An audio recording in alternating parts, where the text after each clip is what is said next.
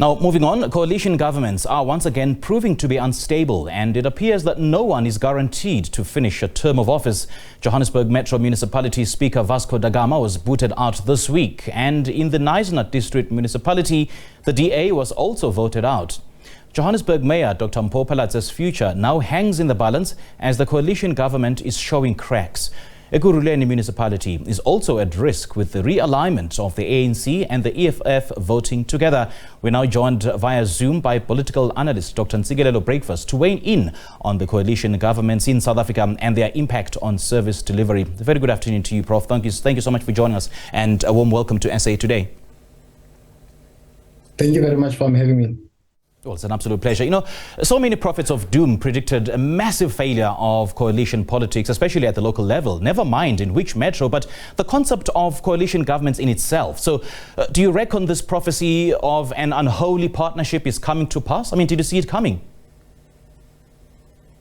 No, of course not. You know what? My view is that there are two reasons that give rise to coalition formations. The first one is lack of majoritarianism. Yes. The second one is political fragmentation. So my view is that coalition formations are not a byproduct of democracy, because when people go to polling stations and get ballot papers, they don't have a choice whether they would accept a coalition arrangement or not. So what I'm saying is that coalition formations are basically political initiatives of the elite. Because when the elite join forces, they don't take on board the views of the public. Right. No wonder these coalition formations tend to fall apart. But of late, I think they have epitomized opportunism, musical chairs, power seeking, office seeking, as opposed to service delivery. Yeah. I'm glad that you raised this point, because it leads to my next argument that a link exists between democracy and tangible governance affecting the lives of citizens. And arguably, the focus should not be on the parties in themselves in the coalition, but on their abilities to deliver the much needed services. So do such coalitions bring about a change in the balance of power and a reversal from the electoral dominance of the ANC in terms of course, fostering a culture of accountability to bring about service delivery? Look, I mean, I think the ANC has been dealt with a blow in terms of its electoral performance. And coalition formations have been posing a threat to the ruling party. Mm-hmm. But at the same time, I don't think that opposition parties have taken a strategic advantage of that by functioning as a unit. I agree with you. You made a very important point in the beginning in terms of the nexus between democracy and development/service delivery. Yes. So, I mean, if people, their lives cannot be improved for the better, then it means that we don't have a workable democracy. There is no way our democracy can flourish if people are on the back foot, in terms of their material conditions. So I think, I mean, opposition parties or the parties that are running municipalities, besides the ANC, they need to realize that they need to practice the politics of accommodation as opposed to seeing politics as a zero-sum game or a win-lose situation, so that development can be promoted for the majority.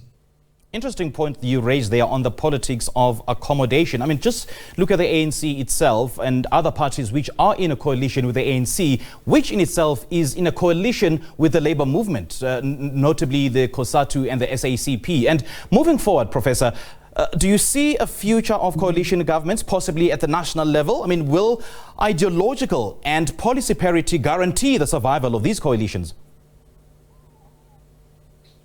Okay, on a national scale, there have been many research findings that have been unveiled. Some people say that the ANC might bounce back. I'm not sure about that. Maybe it might get 50%. But if that doesn't happen, again, we might have a challenge because at the moment, coalition formations are not workable. I think opposition parties in this country have failed to capture the imagination of the electorate because they don't function as a unit. And there's a huge gap between the numbers of the ANC and the numbers of opposition parties. There's no opposition party in this country that can outmaneuver the ANC by itself without, requiring additional numbers from other political parties. So opposition parties have no choice but to work together if they want to pose a threat to the ruling party. Do you think there is a room for the electorate, which is a very, very key component in terms of service delivery? Is there a room for them to decide the alliance of the very parties that they voted for? Like, should they decide which parties that their party they voted for should be in a coalition with? What is democracy? Government of the people, by the people, and for the people. So if now the political elite, they are joining forces without the knowledge of the electorate, to me that is not a democracy, that is elitism.